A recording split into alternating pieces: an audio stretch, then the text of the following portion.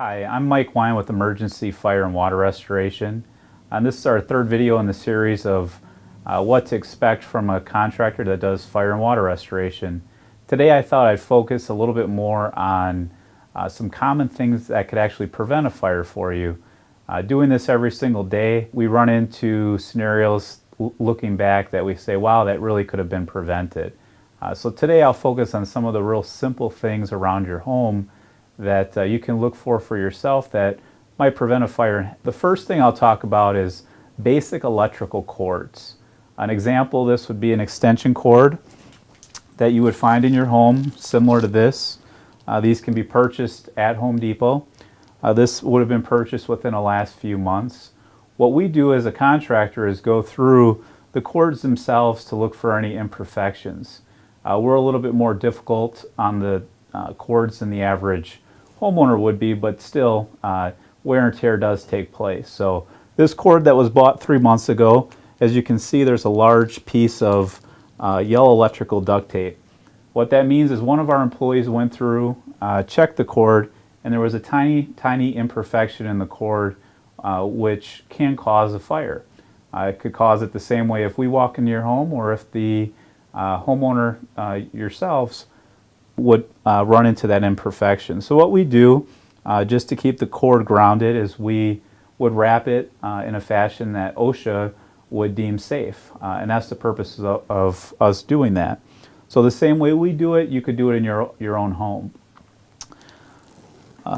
Another common thing, you want the cord usually to be extended all the way out and not kinked up too much.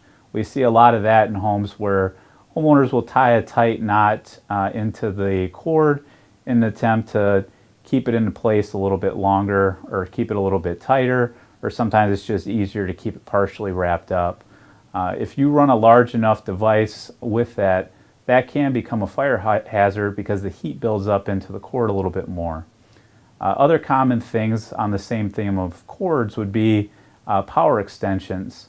Any kind of power adapter that you plug in, if you overload that adapter, it can cause a fire because it's too much for that wiring to handle.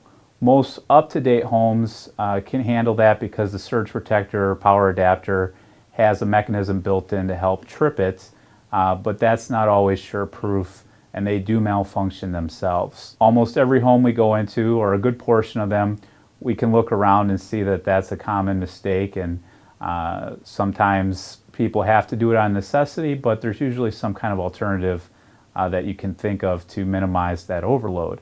Some other common things that you can look for in your own home is knob and tube wiring. Many years ago, knob and tube is a cloth wrapped around the electrical wire that provides the electricity throughout your home. A lot of older homes will have updated the electrical panel box, but the actual wiring in the wall will not be replaced. It's also the kind of thing that can sometimes be overlooked during a home inspection because the inspector can only see visible things at times, and sometimes people will just overlook it because it's worked so well for so many years that they don't even think twice about it. That's a minor fix that if you're looking to do an upgrade to your home, you could do it in phases, or you could do it all at once, but it would definitely make your home a little bit safer. And we do see a good amount of fires happen from that old wiring that can no longer be grounded because the woven cloth that's used to wrap it has slowly started to deteriorate. The other thing along that same line is the old wiring a lot of times is known for being wrapped in asbestos, so getting rid of that as soon as you can is just a nice, easy way to minimize that risk and not put yourself in a bad position. Some other common things we see are older outlets. If you look on any wall, a lot of time the plates start to get cracked if you push in the power source too hard, whether it be a laptop, TV, power adapter. The little plastic plates that cover the outlet crack. And at times, if you've got older wiring or there's a loose connection, it can cause a higher risk of a fire happening due to that area not being secured off. If you have a young kid, they might pull on it, and all those things can contribute to the deterioration of the connection, which again could cause you some issues. Those plates cost anywhere from $1 to $3 to replace, so it's a very cheap, inexpensive solution that can help make your home a little bit safer. Those are a lot of common easy fixes that we see in homes.